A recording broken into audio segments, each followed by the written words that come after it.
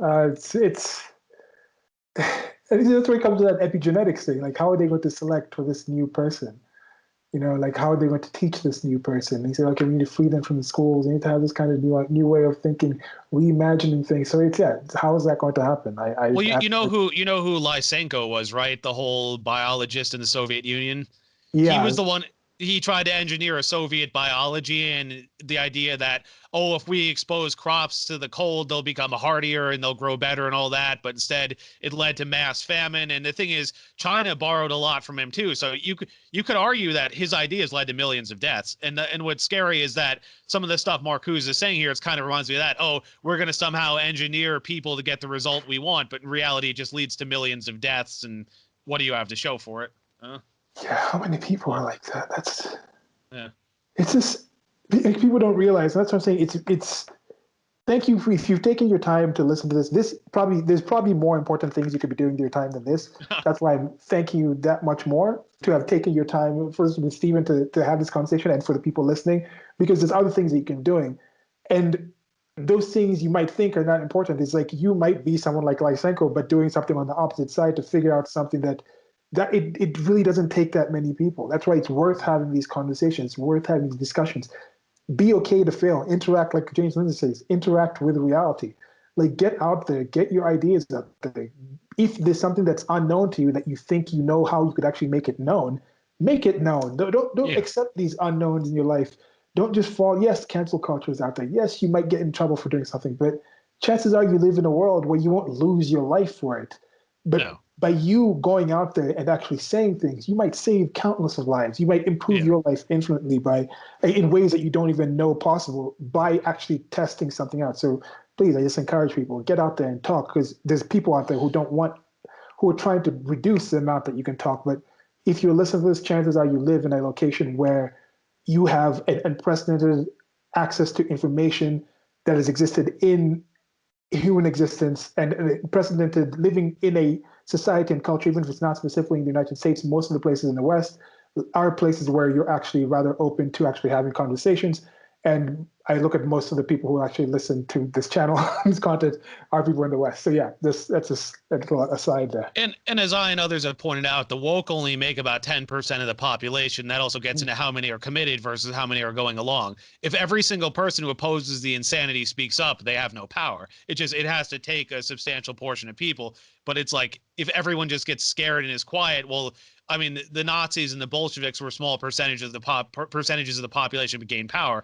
But if everyone is just, oh, I'm scared of this small group, I won't say anything. Well, that you're giving them power that they really shouldn't have.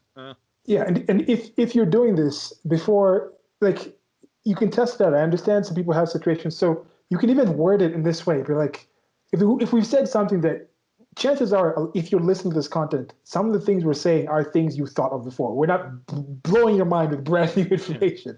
Maybe we're saying things in a different way than you've thought before. But from my experience of listening to other people who are making content similar to this, that's been my experience. I'm like, oh, you put it in a way that I hadn't thought of before. Oh, that reminds me of that. So if you want to talk about this, someone brings it up. Instead of saying, oh, this is what I think, be like, Silas, I was listening to this crazy thing with this guy, Silas and Steven. It's crazy people, man. And then they said this about this thing that you're saying. So what do you think about what they said? Like, you can put it that way.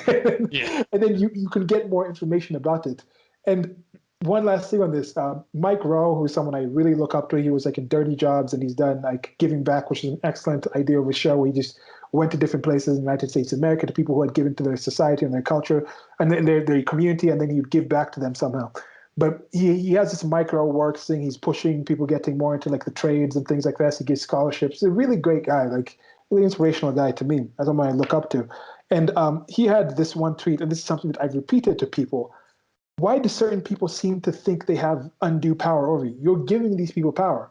Yeah. Someone wrote to him like, oh, if you're related to PragerU, I've lost your respect. I don't like Dennis Prager's content that much because it comes from the religious aspect. I am very, very religious. I have questions with him.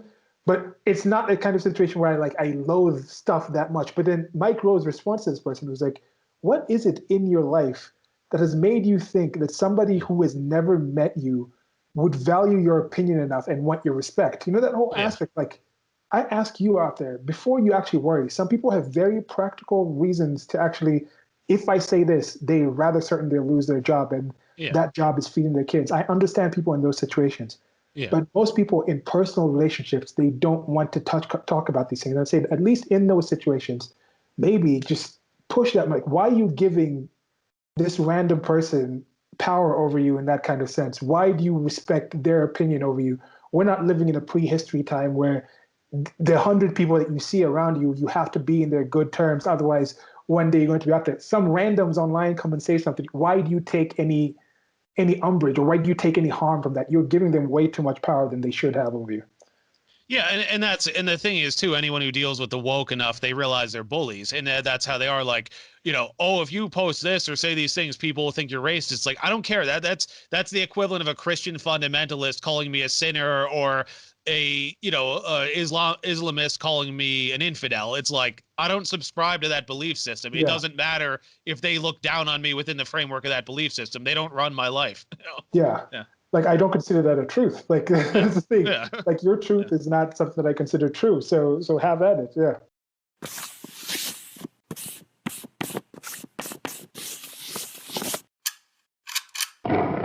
Thank you for listening. This has been a clip from an actual longer recording that I'll try to leave a link to on the screen or somewhere around here where you're listening to this.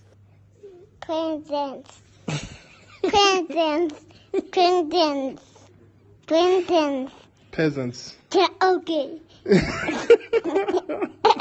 Okay.